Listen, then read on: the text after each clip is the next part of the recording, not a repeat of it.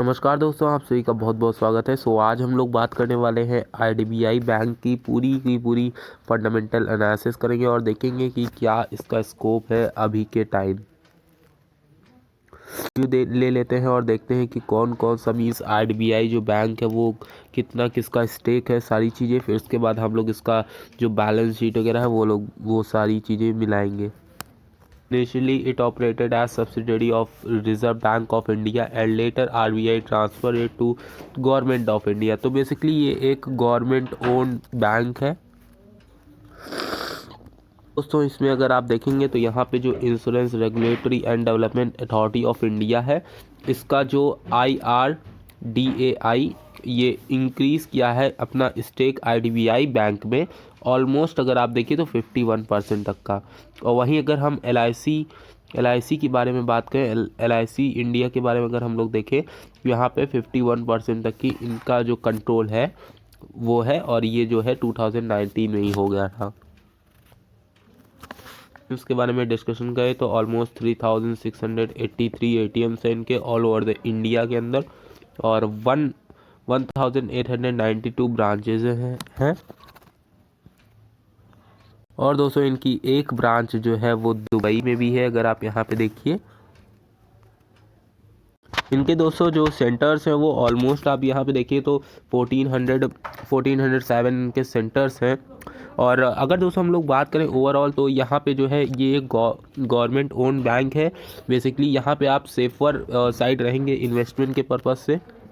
Capitalisation के बारे में बात करें तो यहाँ पे बहुत ही तगड़ा मार्केट कैपिटलाइजेशन है, ऑलमोस्ट 35,321 करोड़ का मार्केट कैपिटलाइजेशन काफ़ी अच्छा होता है। और इसका सिर्फ और सिर्फ एक रीज़न है कि गवर्नमेंट का सपोर्ट है और LIC का भी सपोर्ट है इनको। ऑलमोस्ट LIC जो है 51% का इसने स्टेक एक्वायर किया है, पूरा कंट्रोल है इसके ऊपर।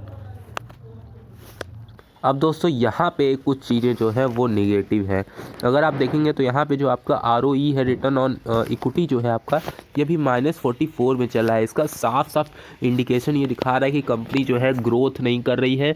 और एक ऐसा है कि ये मीन्स जितना भी पैसा है उसको अच्छे से मैनेज नहीं कर पा रही, ये साफ साफ इंडिकेट कर रहा है।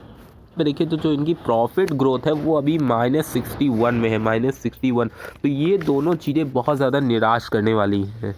अगर हम दोस्तों इनके पीयर से कंपैरिजन करें, अगर आप यहाँ पे देखिए तो इनके जो पीयर हैं जितने भी, अगर उससे कंपैरिजन करें तो यहाँ पे जो आपका आईडीबीआई बैंक है ये ऑलमोस्ट 1 2 3 4 5 6 पोजीशन में गाइज ये आता है आपका आईडीबीआई बैंक। और अगर आप वहीं देखिए जो इनके ROE जो है, जो रिटर्न ऑन इक्विटी है आपका, सबसे ज़्यादा ऑलमोस्ट यस बैंक के बाद आपका जो है ये आईडीबीआई बैंक का है। इसका साफ साफ इंडिकेशन है कि कंपनी ग्रोथ नहीं कर रही है और इसका इम्पैक्ट आपको लॉन्ग टर्म इन्वेस्टमेंट में भी पड़ेगा। हालांकि गवर्नमेंट का सपोर्ट तो है, बट तब भी एक तरीके का अगर प्रॉफिट नहीं हो रहा है या फिर ग्रोथ नहीं हो रही है तो जाहिर सी बात है वो चाहे जितनी गवर्नमेंट ओन बैंक हो, चाहे जो बैंक हो, वो आपको थोड़ा मीन्स धक्का दे ही देगा। अगर दोस्तों हम लोग जो है प्रोमोटर्स के बारे में डिस्कशन करें तो आप यहाँ देखेंगे कि 94 तक की प्रोमोटर्स की होल्डिंग है, जो कि दोस्तों LIC और जो आपका जो गवर्नमेंट का सपोर्ट है उसी के कारण यहाँ पे प्रोमोटर्स एकदम फुल पे है। और प्लेज अभी यहाँ पे किसी भी टाइप का प्लेज नहीं है। तो बड़ी बड़ी कंपनियाँ हैं सब, सारी की सारी LIC और आपका जो गवर्नमेंट ऑफ इंडिया जो ओन कर रही है इसको, वो कभी भी 20 प्लेज वगैरह की ऐसी नौबत नहीं आएगी। आप देखिए तो DIS डोमेस्टिक इंस्टीट्यूशन 2.86 की होल्डिंग है, जो कि एक बहुत ही मीन्स अट्रैक्टिव होल्डिंग नहीं है। और अगर आप देखेंगे तो यहाँ पे FIIs वाले भी ऑलमोस्ट ना के बराबर होल्डिंग रखे हैं। और अगर दोस्तों आप यहाँ पे देखिए तो जो स्ट्रेंथ है वो यहाँ इस कंपनी के पास किसी भी टाइप की अभी के टाइम की कोई भी स्ट्रेंथ नहीं दिखाई दे रही है। वहीं अगर हम लोग लिमिटेशन के बारे में डिस्कशन करें तो यहाँ पे दोस्तों भर के लिमिटेशन है। ऑलमोस्ट अगर आप देखेंगे तो company has very low ROA track record. अगर आप देखिए तो यहाँ पे जो है कंपनी हैज़ लो ROE। और अगर आप यहाँ देखिए तो ऑलमोस्ट लिमिटेशन बहुत सारी चीज़ें हैं।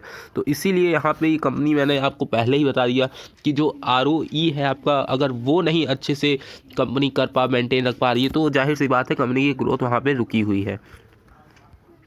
कि डिविडेंड के बारे में डिस्कशन करें तो यहाँ पे किसी भी प्रकार का एक आईडीबीआई जो है वो डिविडेंड नहीं देता है। और वहीं अगर पी रेशियो का आप देखेंगे तो अभी ये माइनस में चल रहा है, जो कि एक मीन्स बहुत ज़्यादा ही ये सस्ता हो गया है। तो इसी के कारण आपको यहाँ पे एज ए जब तक इसका थोड़ा सा प्लस वगैरह में ना आए तब तक आप इसमें एज ए एंट्री मत बनाइए, क्योंकि दोस्तों ये माइनस में चल रहा है और माइनस में बहुत ज़्यादा माइनस भी जा सकता है। वहीं अगर सेक्टर के बारे में डिस्कशन करें तो सेक्टर में जितने भी जो बैंकिंग सेक्टर के स्टॉक है उसका अगर एवरेज निकालें, उन सारे का एवरेज अगर हम निकालें तो ऑलमोस्ट वो 31 के नियर अबाउट है। तो थोड़ा बहुत ये प्लस में आए और 31 तक अगर जाने की कोशिश करें तब आप वहाँ पे जो है अपनी पोजीशन बनाइए। और अगर वहीं हम लोग बात करें, अगर हम लोग दोस्तों डिस्कशन करें जो प्रॉफिट और लॉसेज हैं इनके, तो आप अगर देखेंगे तो लगातार इनके जो है वो लॉसेज जो है वो लगातार बढ़ते चले गए हैं। वहीं अगर आप देखेंगे तो रेवेन्यू जो है, रेवेन्यू में भी आपको यहाँ पे डिक्लाइन ही देखने को मिलेगा, कुछ खास आपको नहीं देखने को मिलेगा। ऑलमोस्ट ये 4 ईयर्स तक का ये आपको यहाँ पे मैं दिखा रहा हूँ डेटा, बट कंपनी जो है वो कुछ खास ग्रोथ नहीं दिखा रही है और यही इसका सबसे बड़ा ड्रॉबैक है। मैंने शेयर किया, आपको पसंद आएगा तो वीडियो को लाइक जरूर करिएगा और मिलते हैं एक नए साइड में, तब तक के लिए धन्यवाद।